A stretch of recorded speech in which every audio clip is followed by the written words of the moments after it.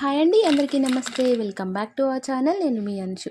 ఈరోజు మన వీడియోలో బుడ్డ చేపల పకోడీ ఎలా ప్రిపేర్ చేసుకోవాలో మీకు చూపించబోతున్నానండి.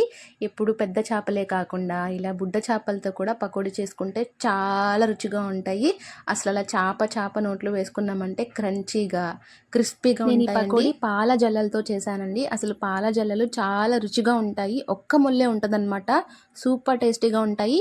రొటీన్గా పెద్ద చేపలే ఫ్రై కాకుండా ఇలా చిట్టి చిట్టి చేపలతో కూడా పకోడీ చేసుకున్నారంటే ఇంట్లో ఫ్యాన్స్ అయిపోతారు. మరి లేట్ చేయకుండా ప్రాసెస్ చూసిద్దామా. ముందుగా దీనికోసం నేను ఇక్కడ పాల జల్లలు నీట్గా శుభ్రం చేసి కడిగి పెట్టుకున్నానండి.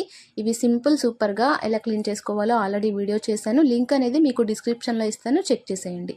ఈ జల్ల చేపలు ఆరోగ్యానికి చాలా మంచిదండి. కర్రీ ఎంత బాగుంటుందో ఫ్రై కూడా అంతే బాగుంటుందన్నమాట.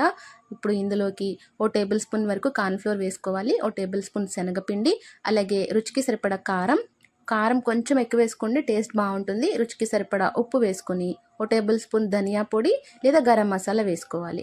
అలాగే 2 టేబుల్ స్పూన్ల వరకు ఆయిల్ వేసుకొని చిటికెడు అల్లం పేస్ట్ కూడా వేసుకొని ముక్కలకి ఉప్పు కారాలు బాగా పట్టే వరకు రుద్ది మసాజ్ చేసుకోవాలి. అసలు మీరు ఎప్పుడైనా ఈ చిన్న చేపల పకోడీ తిన్నారో లేదో కానీ తినకపోతే మాత్రం ఖచ్చితంగా ట్రై చేయాల్సిన రెసిపీ అండి.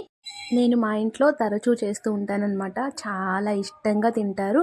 ఈవెన్ మనకి పిల్లలు కూడా చాలా ఇష్టంగా తింటారండి. అంత బాగుంటుంది. ఉప్పు కారాలు కూడా ముక్కలకి చక్కగా పట్టేసాయి కదూ. ఇప్పుడు ఒక అరగంట పాటు మ్యారినేట్ చేసుకుంటే సరిపోతుందండి. మీరు ఫ్రిడ్జ్లో అయినా మ్యారినేట్ చేసుకోవచ్చు, లేదంటే బయట పెట్టేసుకున్నా సరిపోతుంది. ఇప్పుడు ఒక కడాయిలో డీప్ ఫ్రైకి సరిపడా ఆయిల్ వేసుకోవాలండి. మనం మ్యారినేట్ చేసి పక్కన పెట్టుకున్న చేప ముక్కలు కూడా కొంచెంగా వేసుకుంటూ ఫ్రై చేసుకోవాలి. మీరు చేపలు వేసిన వెంటనే కదపకుండా ఒక 5 నిమిషాలు మీడియం ఫ్లేమ్లో ఉంచేసారంటే చక్కగా ఫ్రై అయిపోతాయి.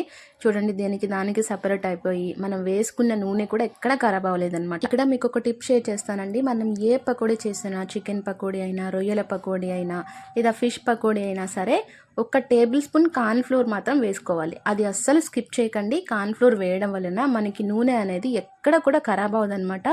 అలాగే వేసుకున్న చేప ముక్కలు కూడా చక్కగా అతుక్కోకుండా సపరేట్ అయిపోతాయండి. ఖచ్చితంగా ఈ రెసిపీని ట్రై చేయండి. ఇది పప్పు చారులో కానీ, పప్పులోకి కానీ సైడ్ డిష్గా చాలా బాగుంటుంది. ఒక పక్క వేస్తూ ఉంటే ఇంకో పక్క తినేస్తూ ఉంటారండి. ప్లేట్లు కొద్దీ లాగించేస్తారు. అంత క్రంచీగా ఉంటాయి. ఖచ్చితంగా రెసిపీని ట్రై చేయండి. మీరు ట్రై చేస్తే మీ ఫీడ్బ్యాక్ నాకు కమెంట్ రూపంలో తెలియచేయండి. మరిన్ని వంటల కోసం మన ఛానల్ని సబ్స్క్రైబ్ చేసుకోండి. మీ ఫ్రెండ్స్, రిలేటివ్స్కి షేర్ చేయండి. కమెంట్ సెక్షన్ పక్కన హైప్ ఆప్షన్ ఉంటుంది. మీరు హైప్ ఇస్తే మరింత మందికి రికమెండ్ అవ్వడానికి ఛాన్స్ ఉంటుంది.